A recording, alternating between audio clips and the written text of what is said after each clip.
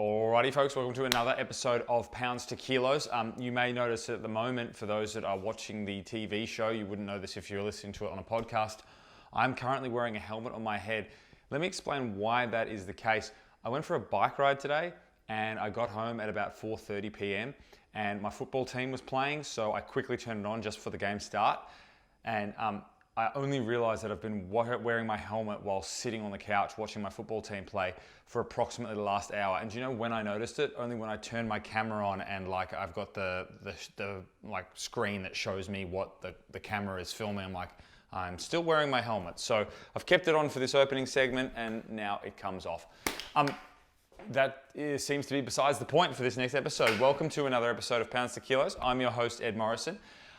Today, this evening as it is now, I wanted to talk quickly about, the sanctional season for 2019, or it's 2018/19, has come to an end. The final sanctional, the French Throwdown, actually, as I'm currently speaking right now, they're going into day 3. But for all intents and purposes, what I'd like to talk about in this show, that has come to an end, the sanctional season. And it's been a very, very different qualification phase for the games this year as opposed to previous years. I think we're all aware of that, and that's obvious. But I guess this is a nice time to reflect on what differences there have been and has it given us a different result in terms of who's going to the games. And more specifically, I'm going to speak about the Australian and Pacific regions. So here are a few takes on the differences, and I think pleasingly for me and for hopefully anyone that enjoys the sport of CrossFit, all of the little things that were like, I used to like it like this when it was at regionals, I believe all of them will return in the 2020 season. This season was very much a transitional year. I still think we're going to get a great CrossFit Games and whatnot, but I think the sanctionals process will be tweaked and refined and be better next year. So I'm a big supporter of the changes, and I think they're only going to get better. So any sort of little thing that I did notice compared to regionals that I missed, I know for a fact that next year it'll definitely pick up. But let me start with this. I looked at the 2018 qualifiers for the games from the Pacific Regional. And of those 10 athletes, so the 5 men and the 5 women, 7 of them currently are going back to the CrossFit Games. Some as individuals, some in teams. 2 of them are definitely not going back to the CrossFit Games, and both of them didn't really attempt to go via the new system. So one of them is Cara Saunders, and the other one is Justine Beath, who didn't compete at any sanctionals. So there's only one currently in question right now. As you're viewing this, you'll know whether or not he made it, and that's Royce Dunn. So I guess what I'm saying is this, for all the changes to the system and all the tweaks, we've ended up with the same 10 athletes that we would have sent last year pretty much, minus some personal circumstances, given, albeit I should say, that some of them are going team. And I think that was one of the big changes that this new system was going to bring on, is that the team competition was going to become a lot higher quality. So we'll talk about that in a moment.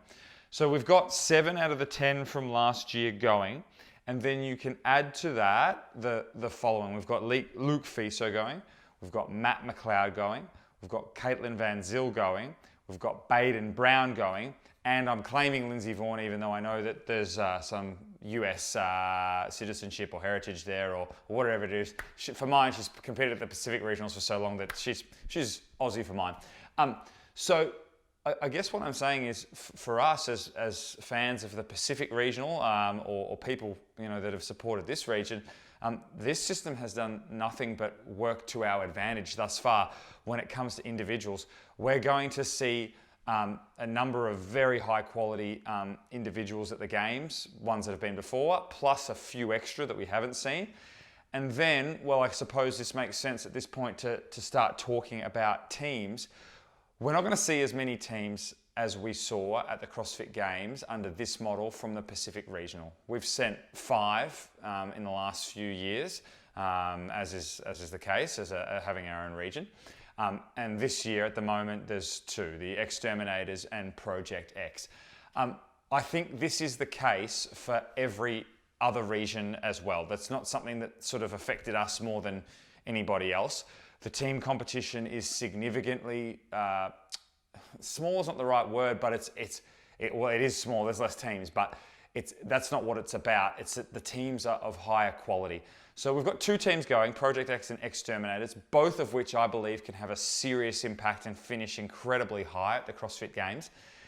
And that's probably a better scenario for us as fans of the sport to view than the previous years where we've had 5 teams go, and with all due respect, of those 5 teams, probably 1 or 2 of them are legitimately a chance to make any impact at the CrossFit Games. Last year, Reebok CrossFit Frankston had a very successful games. Of that team, only one of them is in the Exterminators, but it's the same sort of culture and fabric that's part of the Exterminators. So you could sort of say that team's going again, obviously led by Rob Forte. So look, I guess what I take away from this so far in terms of who's qualified out of our region for men, women and team is that the Pacific Regional did great out of the new system, out of the 2019 system. Those athletes had to work exceptionally hard, and there was some, how do I say this? Look, this is something I'm going to address as we look forward to the 2020 season, which is sort of part of me observing these changes throughout this episode. But something that I guess worked really well for James Newbury, Project X and Maddie Sturt is that they got a qualifying spot really, really early through the Australian CrossFit Champs. Now, they still had to earn those spots, but I think that they did the smart thing there, and potentially, had they not had that sanction on offer, all 3 of them would have had to qualify through, how do I put this, like a more difficult means, if that makes sense. Perhaps it means they would have approached the Open slightly differently. Perhaps they would have done other individual sanctionals. I'm not too sure, but those 2 individuals and Project X, I think they did really well for themselves to qualify early on in the season through the ACC. So, so far so good from our point of view as fans of people from the Pacific Regionals. The CrossFit Games only a few months away now, or weeks even, so looking forward to see how they go. Talk about something that was somewhat lost from previous years, or something that we got to see from previous years, and that is we're not going to see as many teams at the CrossFit Games from the Pacific Regional. I've mentioned that previously, but really what we're not going to see is any of like the affiliate teams at the CrossFit Games, and that goes for the whole world, but it certainly, for me, it strikes a bit of a chord, because I have been to the Pacific Regionals the last 7 years, and I have watched gyms that I know started as like little boxes that got bigger and bigger, and then have now sent a team to the CrossFit Games. In particular, for mine, ones that sort of I stick in my mind are CrossFit Rocks in 2015, then Torian in 16, then Moorabbin in 17, and then Frankston was somewhere along the lines of that as well. We're not going to see those teams go to the CrossFit Games this year, and we're probably unlikely to see teams like that go to the CrossFit Games ever again. Is that problematic? I don't think so. I certainly really enjoyed watching those teams fight for a 4th or a 5th spot at the Pacific Regionals previously. That was a really exciting part of that competition.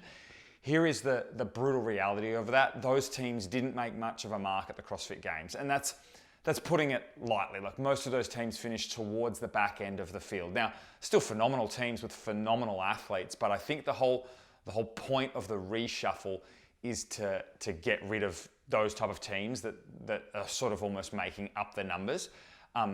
Now, I can almost imagine that people's rebuttal to that to a degree as well. We've got all these national champions going that we know are making up the numbers, but remember, there's going to be cuts at the CrossFit Games early on in the individual competition. So those individuals might be making up the numbers a little bit, but they'll get disposed of fairly early. and we'll continue to get quality events or a field of quality as the weekend progresses.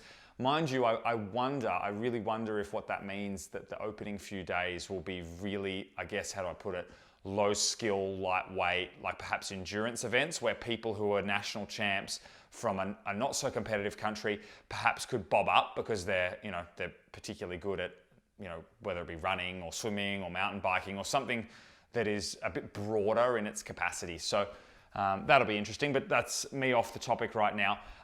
Look, that's something that we're not going to see, and I, for one, am a little bit sad about it, but I completely support it as we strive to make the CrossFit Games itself as competitive as possible. And those teams can still compete at sanctionals like Down Under, like ACC, and they can still do their thing there and have a really cool weekend.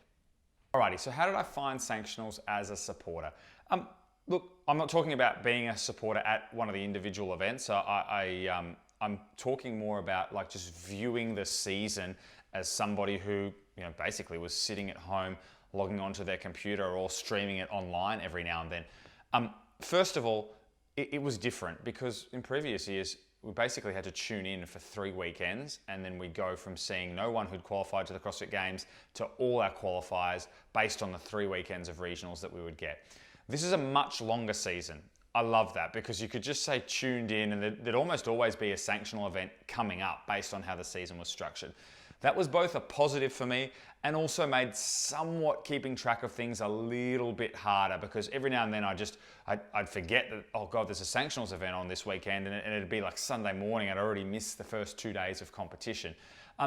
I believe that the structure moving forward is going to make following it a lot easier. We'll talk about how 2020 looks in just a moment.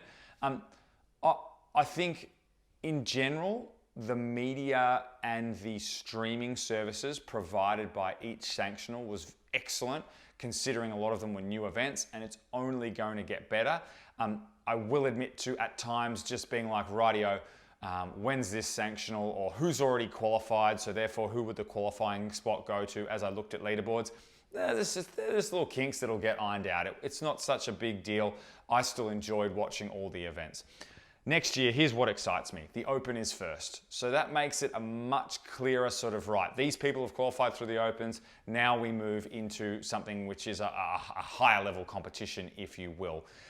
Second of all, there's no scenario where there's 2 sanctionals on the same weekend. I found that quite challenging. I'm used to watching multiple regionals on the same weekend, but because the events are very different, like the events at each sanctional were always different, the weekend of the Down Under Championships, there was the Rogue Invitational and the Brazilian CrossFit Championships, and there's just so many events to keep track of. I could barely keep track of the events at the Down Under Championship, let alone the 2 other sanctionals that were going on. And then third of all, I think the stagger of the sanctionals next year is really intelligent. Like, I think not only is there not 2 sanctionals on the one weekend, but they're just sort of really nicely spaced apart so that we'll be able to sort of, right, let's process this one coming up. Let's have a look at the events.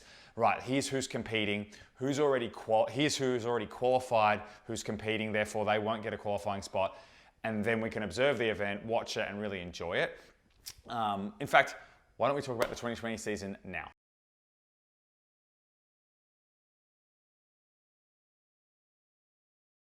So 2020 season, look, I can't wait for this season. I still can't wait for the 2019 CrossFit Games. But for us as a Pacific Regional, or I keep referring to it as Pacific Regional, but I hope you know what I mean by that. We've got a really exciting 2020 season. We've basically got 4 sanctionals that are extremely accessible for our athletes. So New Zealanders, Australians, and those in the Southeast Asia region. And why don't we have a look at exactly what those sanctionals are right now. Now, you'll have to forgive me, but I have written them down because the reality is that there's just a lot more sanctionals next year, so keeping tabs on them is slightly more difficult. So first of all, in December 7th and 8th, there's the Pandaland Challenge in China. So that's the first of 2 sanctionals in China. Then March 5th is Australian CrossFit Champs. And then May 8th is Asia CrossFit Champs. And then the Down Under is on May 22nd. So there's 1 this year and then there's 3 next year. You can look up the information and those events in a more detailed fashion than what I just gave you at games.crossfit.com. What's my take on this? I think that first Chinese sanctional, the Panda sanctional, that's going to be extremely competitive, and here's why. It's the second sanctional of the season, so there's only one before it. And what we saw this year is that those top games athletes, they were trying to qualify as early as possible. I see no reason that will change. Matt Fraser qualified in Dubai, as did Sam Briggs. Katrin went to South Africa and qualified. Tia qualified through Wodapalooza. They all went early, which makes sense. It's like, hey, let me get my ticket punched so I know that I can start training for the CrossFit Games as the priority, rather than having to train for another sanctional event to try and peak there. So I think that Chinese sanctional is going to be exceptionally popular. China's actually a perfect spot for the US. It's a straight flight over. For us, it's a straight flight up. For Europe, it's really not that far. I mean, it's far, but it's not that far. So I think that's going to be a huge sanctional. And I don't know how many Aussies will be willing to go to that one, or choose to go to that one, who want to qualify, given that they have other options. And the Australian CrossFit Champs, so this year it was in January, it's been moved a few months later. I don't know if that really changes what it does for who comes to the Australian CrossFit Champs.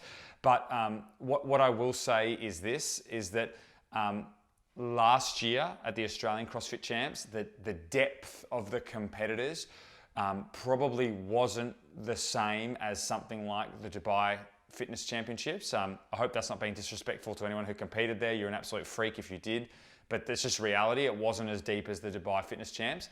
I wonder if that will attract some athletes that want to qualify. People will do their homework on this. They might look and think, right, okay, that didn't have 15 games athletes competing at it. Maybe that's the one we make a play for. I know I'm talking to an athlete about which sanctional event she should go to, and that's the type of stuff we're looking at. So I can only imagine that people who are taking games qualifiers through the same process would be doing more than I am on that one there. So the Asia CrossFit Champs, it's roughly actually at about the same time. Super successful event. They got CrossFit Mayhem going, and look, Mayhem didn't qualify like they wanted to at Wodapalooza, and then they had to go to Asia to qualify. I think next year we're going to see a lot more of that type of thing happen, and I'll talk about that in a moment. Down Under Championships is roughly at the same time. It's actually slightly earlier, I believe, but in terms of the order of the sanctionals, it's about the same time. Look, Down Under last year, it was such a great event. It did suffer to a degree from the fact that a number of the big names that had come had already qualified. So Jamie Green, Amanda Barnhart, and Jacob Heppner. Sorry, Jake, to forget you like that. Those three were like big international draw cards. They'd already come with a qualifying spot. I think next year it won't be the case. And here's why. We know that next year that the spots that are being offered through the Open are much less. So we're going to get people searching for sanctionals that they can win so that they can qualify for the CrossFit Games, because they won't have qualified through the Open. Now remember, next year with the Open, as far as I can tell, and remember the rule books, they're still subject to change here, people only qualify by being the national champion. That top 20, or that backdating top 20, like they sort of backfilled it as well this year, that's not in play in 2020 season. So there's going to be a lot of people that qualified through that method who are like, right, where do I go to qualify? If you have a look at the top 20 from the Open this year and how a lot of those people qualified, a lot of them are US people, which makes sense. They're the most dominant athletes in our sport in terms of pure numbers. And a lot of them qualified through the Open who definitely didn't win a sanctional and definitely didn't win a national championship. They weren't the US national champion. They are the people that are going to be hunting, absolutely hunting, for a sanctional qualifying spot. Think about it next year in terms of the Icelandic qualifying national championship. We're going to have Thora's daughter, David's daughter, Sigmund's daughter. Only one of them is going to qualify through the Open as the national champion. And then the other two are going to have to go win sanctionals somewhere to qualify. So I think I'm excited for the sanctionals next year. There's a lot more of them. I did a post earlier on my Instagram of all the different sanctionals that are available. And like I said, the spread is excellent. The options that are available to our athletes, Pacific Regionals athletes, are excellent. And it's those four that I think that we'll really keep our eye on. And then of course, people will make their move individually to go to other sanctionals. So for example, Courtney Haley went to the South African sanctional, and she ended up coming fourth there and almost pinched a qualifying spot through. That means that's still going to happen, like individuals choosing certain sanctionals that they target. But in general, I think what we're going to see is just a really, really big flood of our best competitors to those four events, particularly the two Aussie ones. You know what? I might wrap it up there. I probably haven't told you anything you don't know in this show, but I think what it was worth doing is just acknowledging, like, hey, let's take a deep breath. This change from regionals to sanctionals, it's worked, and it's only going to get better. We've ended up with all the right people qualifying for the CrossFit Games. We've ended up with more events that we as supporters can attend, and athletes and coaches who want to participate in these events can try to participate in. And in general, we've got ourselves a longer season with more variance. That's one thing I didn't really talk about, and that was the variance in programming across the sanctionals. I know people that analyze programming more than I do have already spoke to the fact that sanctionals is a better test than regionals, purely because they can incorporate skills, drills, environments that regionals couldn't incorporate. I'll leave you to be the judge of that, but I think it can definitely be said that there's more variance at sanctionals than there were at regionals. That's a matter of fact. So, you know, sit tight, enjoy the rest of the 2019 season, and if I was you, I would buckle up for 2020. I'm already absolutely like penciling in those sanctionals dates, trying to make sure that I book out weekends so I can watch them. There's a bunch of brand new sanctionals that look absolutely awesome. And if you're like that competitive CrossFitter that's floating around that sort of, I don't know, 100, top 150 in the Australian leaderboard, you know what? Start looking at the sanctionals too. There's no reason that if you get your fitness up and put together a good set of workouts in the open that you might find yourself qualifying for a team or an individual spot even at one of the sanctionals that are coming up. So yeah, like I just can't speak highly enough of these changes, and looking forward to seeing how the rest of them work out. That's enough from me. My football team is still playing, and I've resisted the urge to look at the TV while it's going on. So you keep converting pounds to kilos. I'll go watch my football team play. Catch you guys later.